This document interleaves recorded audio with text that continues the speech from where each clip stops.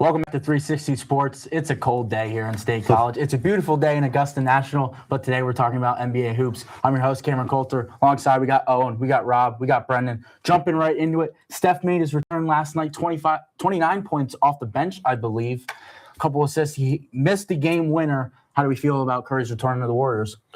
There's no hope. I mean, yeah, it's fun that he came back. It's fun he made it close against a playoff Houston team, but they don't have a second scoring option. Since Jimmy went down, I mean, Guy Santos had 15 last night. Was he the second leading scorer? I mean, it was pretty ugly. And like the last play of the game, you're relying on Curry, but Draymond's calling for Brendan Podziemski to set a double screen with him. He doesn't come. I feel like that's just the story of the season, is like the role guys not stepping up. So it's cool that he's back. It'll make for a fun, probably one playing game that they'll play in and most likely lose, but there's no hope for this team. Yeah, I got to say the same exact thing. If we had Jimmy Butler here, this is a completely different situation. And it is Steph Curry, but I highly doubt him in this situation, unfortunately. Steph Curry can do anything, but I don't know if he can in this situation. It'll be nice to see how he plays with Porzingis, because I don't think they've been on the floor much together yet. So I think that's something Warriors fans should look forward to, and hopefully a play-in win. Yeah, for me, as much as I would love to see a playoff appearance for the Warriors as a fan, it's probably smarter to eye a lottery position in that draft lottery. I just think you have to look at the future after Steph in some sort of sense, and with his injuries, I mean, they're piling up over the years, and obviously Jimmy Butler out. They're playing the Thunder in round one if they make it to the playoffs. I mean, that's a death sentence. I mean, you're not going to get much success there when the Thunder have already had that experienced playoff run, winning the NBA championship last year. I mean, at the end of the day, it's Steph Curry is one of the greatest of all time. Could he potentially win a game or two? Possibly. I think Oracle gets up for those games. Playing the Thunder, though, I mean, I think it's a gentleman's sweep for the Thunder. Good luck getting Oracle up when they're down 2-0 after they go to Oklahoma City and drop the first two games. Yeah, but it's still Curry at the end of the day. I want to see how Curry and actually Porzingis actually play, because Porzingis can be phenomenal, but it's a big if on probably 1 out of 10 days if he's going to play phenomenal, at least. But moving on, we've seen Cooper Flagg drop 95 the last two games, 96 the last two games. He's obviously close with Con Knippel in the rookie race. Do we think Coop is now the favorite to win it? And how does this last week of Con versus Coop play out? It's so tough. Going into this week, I probably would have said Con Knippel is my rookie of the year. I think the impact that he's had on this Hornets team, I mean, they have 43 wins so far this season with 4 games left. They had 19 last year. It's obviously Cooper Flagg is carrying a lot more of the offensive load on this Dallas team. It's really hard to have 2 games kind of swing how I feel about it, but when you put up what Cooper Flagg did in the last 2 games, that might be enough to turn it. I'd probably still stick with Con right now. I think the efficiency, the true shooting percentage is just too much for me.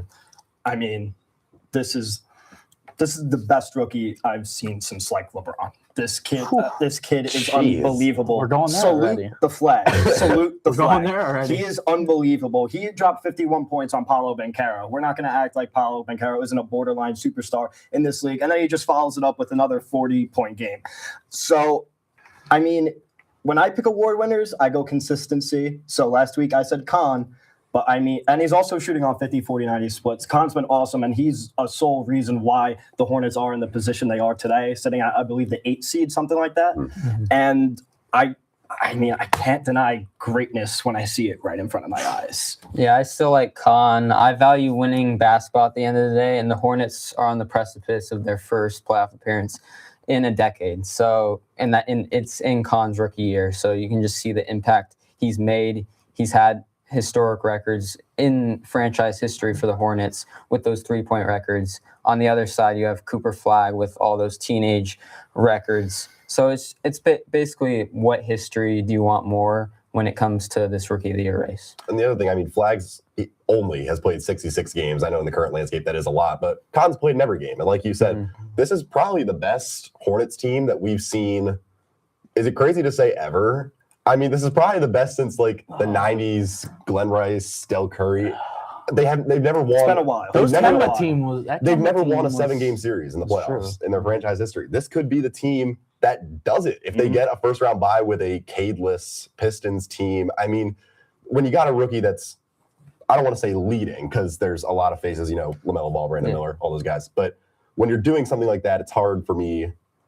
Like you said, it's how you view it, and I view it as the winning aspect. As of right now, the odds have shifted, though. It's minus 210 Coop, plus 150 Knipple. Does that tell you Really? anything? Yes. Okay. That tells me to I had to salute look the up the flag. odds. That's what it tells me to do. I'm still going to salute the flag. I mean, in this, I feel like in the Rookie of the Year race, it's different from every other award because rookies obviously develop over time, and you can't see a lot in a rookie's first season. But then we have these two almost superstars as rookie in the Rookie of the Year race. So, I mean, this is a very close battle, but I'm gonna stick with Cooper Flag. I stick to my guns. I honestly went with Coop. It's both my Duke boys. I love them both. But it's two guys that, honestly, if they're on this pace right now, could both be very easily Hall of Famers. Knipple, could he have a chance of breaking Curry's record? I'm not going to say it now, but he's been phenomenal. I do think they give it to Coop because that's what the NBA wants. Yeah. It's sadly a market and social media game. Everyone wants to see Cooper Flag win it, but I do think Khan honestly deserves it the most, especially if the Hornets do get in playoffs after. We'll be talking about that coming up. But moving on, after the 65-game minimum has eliminated another MVP candidate, Luka Doncic. He's out for the year. What does it tell you about the MVP race moving forward, and who do you guys got winning MVP? I don't think it changes much. I mean, Luka was probably a top 3 guy. In my opinion, it's Shea, Wemby, Luka. I still think it's Shea. He's putting up one of the most historic scoring, efficient guard seasons that we've ever seen. He's averaging 31, 55% shooting, 66% true shooting. His PER right now is 31. That'd be the 6th best guard season ever behind a couple of Michael Jordan seasons and 2016 Curry. Those are all MVP years. I can't see how. I don't like the idea of campaigning yourself for the award, which is what Wemby has done the last couple of weeks. I don't like that has shifted the odds completely. I still think that the MVP right now is Shea. That is something that's aggravated me a lot. I mean, how are you going to make your MVP case in a press conference? And I love when Shea was asked about it. He didn't say anything. He was just like, we'll see.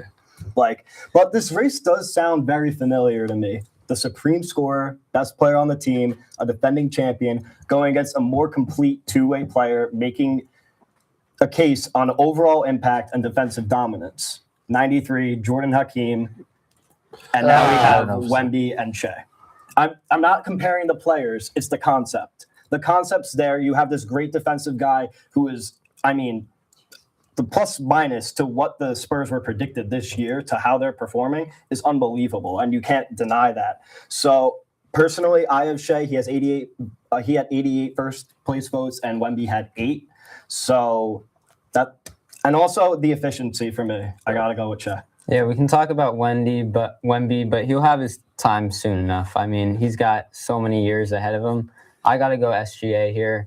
I mean, he hasn't scored less than 20 points all season, and it dates back all the way to last October of last season. So, I mean, he's doing historic stuff right now, and it's something we haven't seen in NBA history. So, I mean, his scoring is on another level compared to the rest of the league, and his ability to get to his open spots, I mean, it's unreal.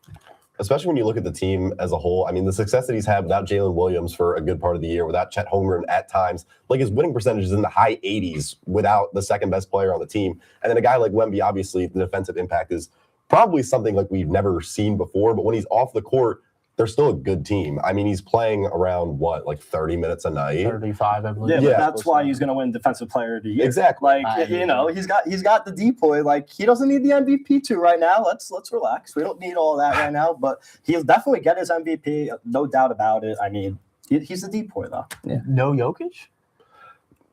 It feels unfair, but we just become so unfair. accustomed to what he's doing, and especially when they're going to be the 3 or the 4 seed, and you're talking about guys that are leading the 2 best teams in basketball, in my opinion. Unironically, all these guys are in the West, by the way.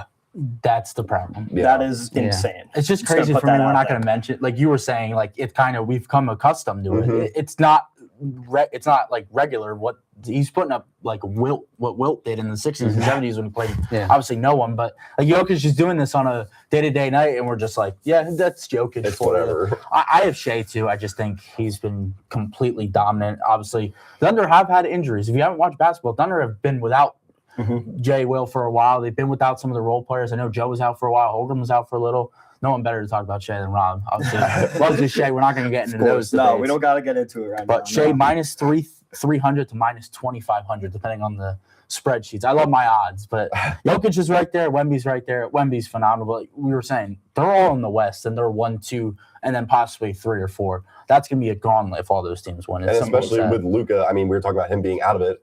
They're going to be the 3 or the 4. So that's like the best player on the top 4 teams are probably going to be the top 4 MVP candidates. Yeah.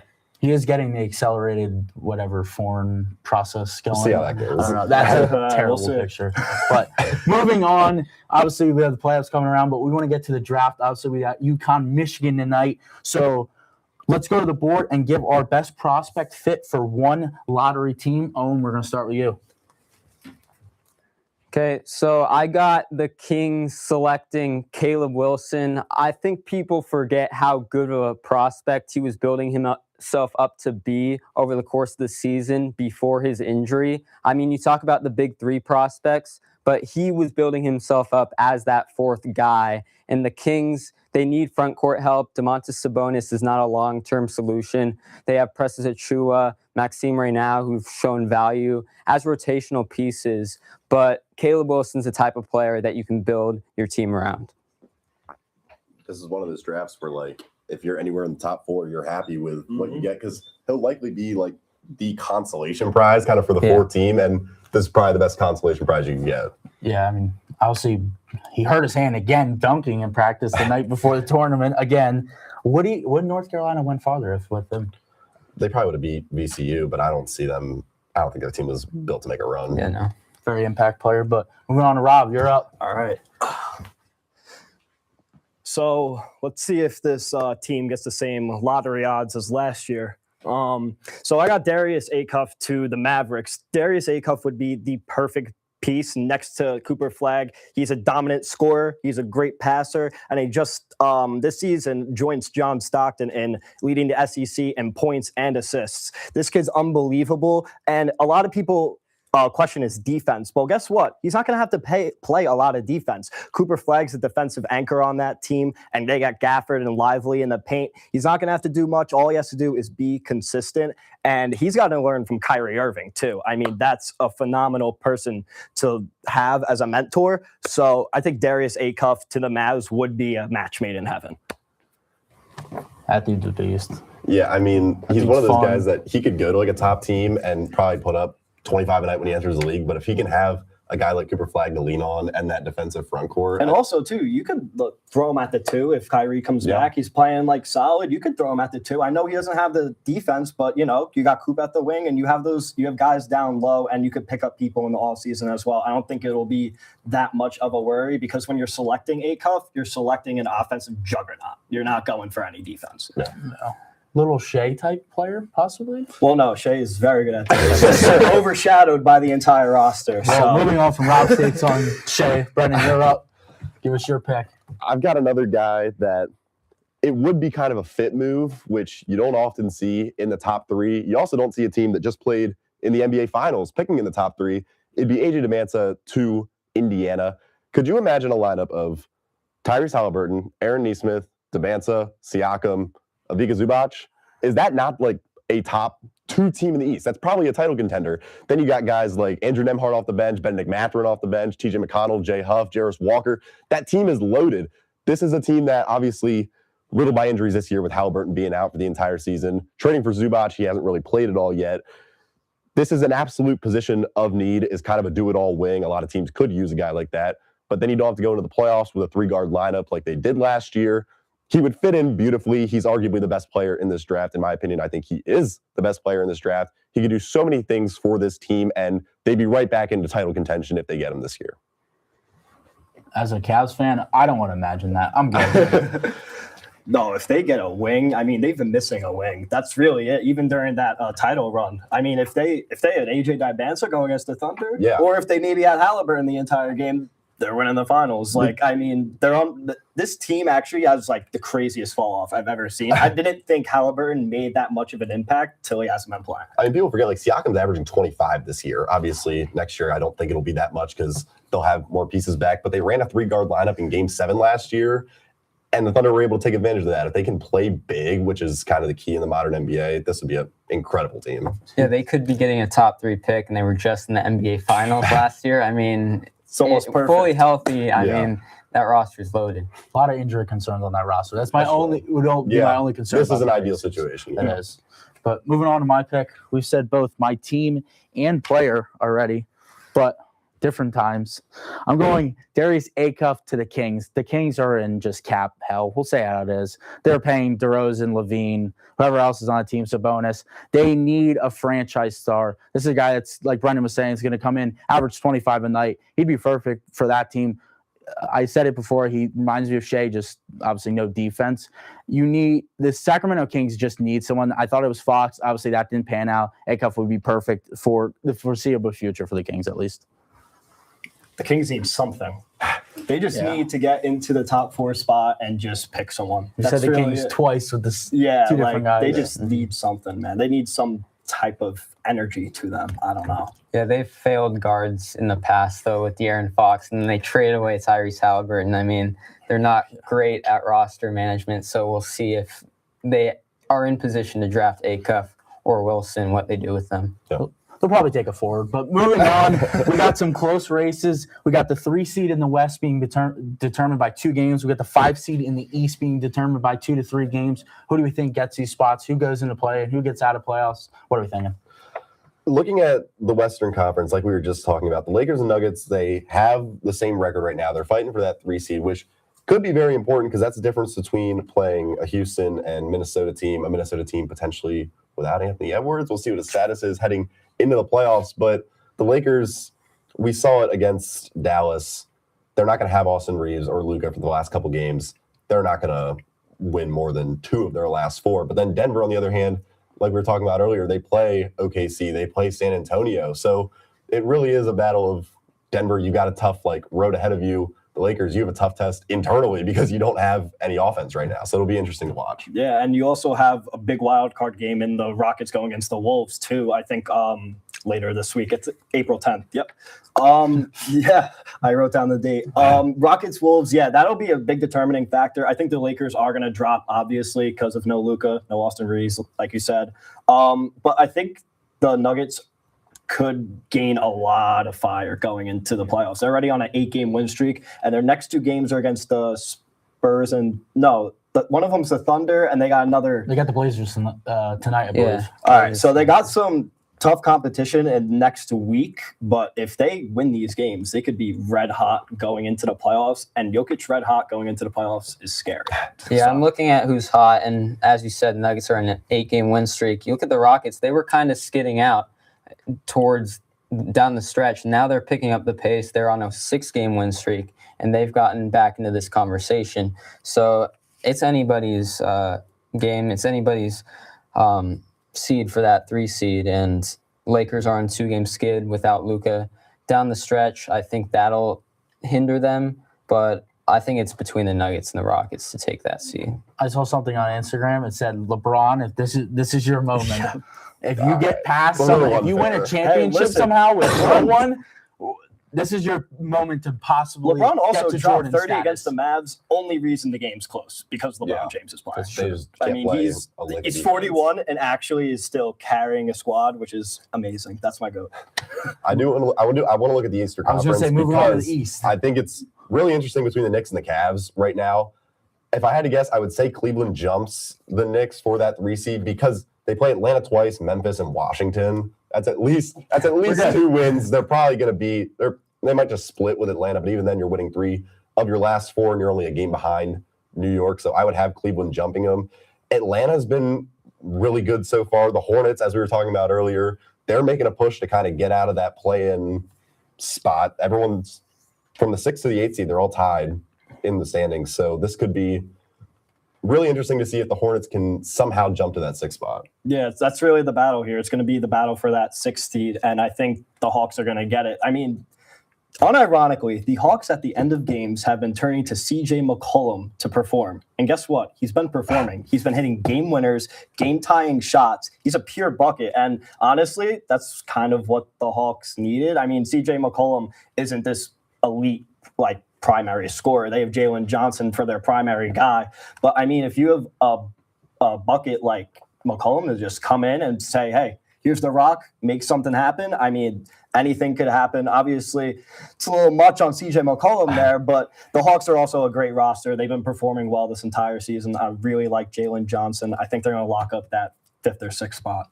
Yeah, they're at the 5th seed right now, and they've won 18 of their last 20. So that's insane. That's insane. I mean, they're led by Nickeil Alexander-Walker, who's averaging 20 points per game this season. Who would have thought? He was a bench piece for the Timberwolves last year, moved to Atlanta to be same role behind Trae Young, and then he's leading the team now after Trae Young's traded. I mean, the Hawks have done something I didn't think was possible when they kind of went full on retool with that Trae Young trade. And like you said, it's a race for the 6th seed right now. Hawks have the 5 seed secured. They're 2 games ahead of everyone else. But it's Sixers, Raptors, Hornets, Magic, and Heat, all within 2 games of each other. And that's the 4 play-in spots and that 6th seed. It's going to be a battle in these last 4 games. Shout out to the Hawks, Jonathan Kuminga. I mean, Yeah. a guy who thought basically everyone thought he would just be terrible, and he's been phenomenal. What do we feel about the Sixers? I always get into it because I got a lot of Sixers fans. What are we thinking? I with get them? the same thing from them every year. Like, it's a really good start every single Consistency. time. It's a great start, and then they're just like slowly falling off. Like, I can't, I don't think they're going to be competitors. I don't know. Does anyone think they'll do anything in a first round series against Cleveland? No. Probably not. Against the Knicks, no. Against the Celtics, no. And that would be their draw, most likely, depending on how these last games shake out. I just don't see them making any noise in the playoffs. Yeah, I don't see it. I mean, same story every year. You got the injuries. You got, will they be healthy come playoff time? I mean, it's a fully healthy squad. It's not a bad roster. But again, that's a big if. I always worry that guard play is phenomenal if they are healthy, and obviously Joel Embiid can be phenomenal, but it's Joel Embiid. But anyways, moving on, we got a little trivia game, whatever you want to call it. We've been tasked to figure out the pods? silhouette, and we'll get a few hints. I don't know why Luke guessed that Hooper and pods there. We know who that is, but we'll show us the first one at least. So we'll get a silhouette, and then we'll get some hints. All right. That hair looks familiar. I It's just like an older guy. Suspended, Suspended. 2016 for 2. Oh. Is this play for 3 NBA. is Tyreek Evans? No, that's not the hair. That's not the hair. That's not the hair. That's is a good that call. is that though. OJ Mayo? I'm thinking 2009. That's That was- OJ I thought we Mayo. were doing That is Curry. We're OJ going Mayo. there. I like this. I think like that's this. OJ that Mayo. would be Oh, time wise. yeah, time wise. Do we think OJ Mayo? Yeah, Yeah, I think because so. he was Ripping OJ suspended Mayo. too. Okay. Pop it up. We're going. There we wow. go. Wow. What There we an go. awesome- Oh, We're going. yeah. I forgot about him, not gonna lie. Yeah. Go to the next one. Oh come Wow, on, this Wow, is TJ. this is we kind of see the face. it's is the little hair I think it's coming up on LeBron. oh wait, we can kind of see. Yeah, but the hair coming up on the right side, I think that Yeah. I think that gives We're it gonna- away. I think it's gonna Yeah. be TJ McConnell. Yeah, Okay, maybe. McConnell. Come on, Luke. Yeah, there we go. Whoever did it. Come on. Saw a little bit of the eyes. Yeah, you kind of Yeah. could see the silhouette, but moving on to our third one, if we have them. I think so. Yeah. Oh. Well. Played 82 games, played for 12 NBA teams, 1 NBA championship. I know him, but I don't know his name. Wait, Played 82 games in 2018. Played for 12 teams. Would this be was this Ish Smith? Smith? That's the only guy I can think of that played for that Yeah. many teams. He did win one with the Nuggets too, right? Ish Was Smith. it? Yes. Oh my God, he was on that roster. Our Yeah. vote's Ish Smith. Is it going to be? Oh, Wow. He Wait, played for 12 teams. is that Jeff Green? That's not Jeff Green. Yeah. That's not Jeff Green, but the stats might be true. So Yeah, Guys. 12 teams would line up for Jeff Green. I mean, he played for that. He I saw the Hornets, and I'm like, I thought it was him. He was on that Nuggets roster. Too. Yeah, no, he was. He was. I Both think they were. were Wow. both on that. That's not Jeff Yeah. Green. I don't That think is, that is not Jeff. That's not Jeff Green. But do Shout you out have Jeff another Green. one? Shout I'm out not Jeff sure. Green. Shout out Jeff Green. Okay. All right. Moving on to our last segment after the Jeff Green debacle. We're going to be talking NBA picks tonight. We're going to go around the table. We have 5 games tonight. We have Knicks at Hawks, Pistons at Magic, 76ers at Spurs, Blazers at Nuggets, Cavs at Grizz. We're going to start with Knicks at Hawks. Most impactful game of the night, I feel like. I'm taking the Hawks. They're the hotter team. They're at home. I really like the way they're playing right now. We've already talked a lot about them. How their offense has looked since Trae Young's been gone has been ridiculous. Unlike anything I would have expected. I'm going to go with the Hawks. Yeah, keep it short, sweet. I also have the Hawks here. I mean, the Knicks, I feel like the Hawks just need this win more than the Knicks going into the playoffs. Knicks have been in the playoffs before. Hawks, this is a new roster for them. They gotta get into the playoffs hot. Yeah, I feel like they would like to secure that 5 seed sooner than later. So I think this is a must win for them. At home, I think, shout out Nah again. Great season so far. I think they have the talent to get this done. Shout out Jalen Johnson, won me my fantasy championship. Shout out him. Honestly, like Brendan was saying about the Knicks and Cavs, I'm a little worried because I feel like the Knicks are going to just like kind of not play basically and let the Cavs get – because the Knicks don't want to see the Celtics. I don't want Yeah. Everyone it seems like wants to second see the round. Pistons. But again, I don't think the Pistons is the easiest matchup, obviously. I think Detroit's going to be rocking. I'm going to take the Knicks, honestly. I think the Knicks – do want to play the Celtics rather than the Pistons. I think the Knicks actually up better with the Celtics. I think the Pistons give the Knicks way too much trouble. Moving on, next game. Speaking of the Pistons at Magic. Magic are in, I believe, the 8-9 seed 9 almost. seed. Pistons obviously locked up to 1. What are your thoughts? I just strongly dislike this Magic team. If they're going to be on a pick 'em, I'm not going to take them. I'm going with Detroit. I mean, PB no J, like this is not a team that offensively I like even one bit. I'm going with Detroit. Just because of the injury concerns in Detroit and the Magic need this win, I'll give them the benefit of the doubt. I'll pick the Magic. I don't think the Pistons are letting off the gas down the stretch of this season. Dennis Jenkins coming starting in replacement for Cade has been phenomenal over the course of that stretch, and I think they get it done. Also a guy on my fantasy team. But It's a great team you got. Yeah, I know. I had a really good team this year. I've won it 5 straight years, not to brag or anything. But honestly, shout out Wells. I'm going Magic here. But moving on, 76ers at the Spurs. It's the Spurs. I don't want to spend too much time on it. Spurs are too dominant. That's it. If the Spurs aren't sitting anyone out, then it's the Spurs. Yeah. This is one of those where I disagree, and we move on with Yep. the segment. Blazers at Nuggets tonight. I view this the same way as Spurs Sixers. This is 2 different caliber of teams. Jokic is on an absolute heater right now. I'm going with the Nuggets. They're not stopping. Jokic will not stop. And we're going to get a Jamal Murray game I'm feeling tonight. So Blazers aren't going to move out of that 9 seed, I don't think. The Nuggets, I think, get this one done. Blazers stink. Give me the Nuggets. shout out Denny Advia, though. He's been hooping. Dude's been beat. Tomati Does Kamara. he win 6, man? He might win Most MIP. improved. Most improved. Most improved. Yeah. I was thinking of Hame. That's what I was thinking of. But finally, last game, Cavs at Grizzlies. Grizzlies stink. Cavs need it. Going Cleveland. Ja Morant doesn't play basketball. Let's go Cleveland. Yeah, Grizzlies want a better lottery pick. I'm going Cleveland. Shout out my Cavs. Just give me the Cavs. Yeah. They're way too good. Now, last question I wanted to ask. I was thinking about it during the show. Who do we think wins the NBA championship? Give me your picks. Oh, geez. Somebody else go. I got to. All right. What's the matchup? And give me your pick. All right. As of right now, whatever pops in your head. We'll first. go complete bias. Thunder going back I to back. figured. Yeah. I So figured that was coming honestly, from the it doesn't. Rock fan. Honestly, I don't know who's gonna come out of the East. I really have no clue. But I know that the Thunder have been. They already have a playoff run under their belt. So they run into the Spurs in the playoffs, and that's really the big concern. You lose to the Spurs throughout the entire regular season. Playoff time, the Thunder have been here before. The Spurs haven't. This Spurs roster hasn't been here before. Victor Wembanyama hasn't been here before, but Shea has. So that's why I'm going to go with the Thunder going back to back. The one thing that scares me, though, is that if they do match up in the playoffs, the Spurs will have won 2 series. So they will have gotten that little bit of playoff It's true, experience. but under it's their not an belt. entire. It's not. It's not an entire season's Yeah. worth. I do understand that. I'd probably also take the Thunder to make it against Boston. Give me Boston in 7. I really like how they're playing right now. They got the depth to match up with the Thunder. It's so hard to win back to back in It the is. NBA. You have to have like a lot of things going your way. Mm-hmm. I think that the Tatum coming back is around the perfect time for him to be completely hitting his stride right as the playoffs are picking up.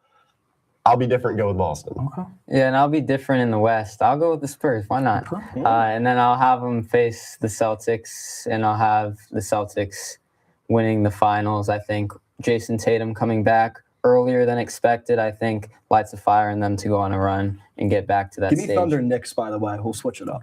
I'm gonna go with 2 teams we haven't mentioned. I'm gonna go Nuggets, Cavs. Give me the Cavs in 7. I believe in Donovan James Harden. Okay. Yeah. But that's all the time we have. For myself, Cameron Coulter, we got Owen, we got Rob, we got Brendan. Join us tomorrow for March Madness, UConn, Michigan. Go Blue tonight. We'll see you tomorrow.